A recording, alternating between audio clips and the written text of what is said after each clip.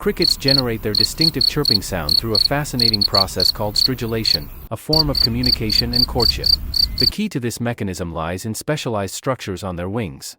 One wing is equipped with a file-like structure, while the other has a scraper. To produce sound, the cricket rhythmically raises and lowers its wings, allowing the file and scraper to interact.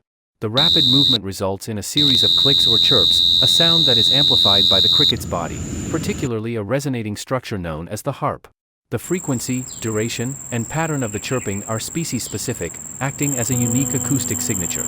Male crickets are the primary performers of these songs, utilizing them to attract females, establish territory, and communicate with other males. This intricate process showcases the ingenuity of nature in utilizing simple yet effective mechanisms for communication within the insect world. Boys, subscribe.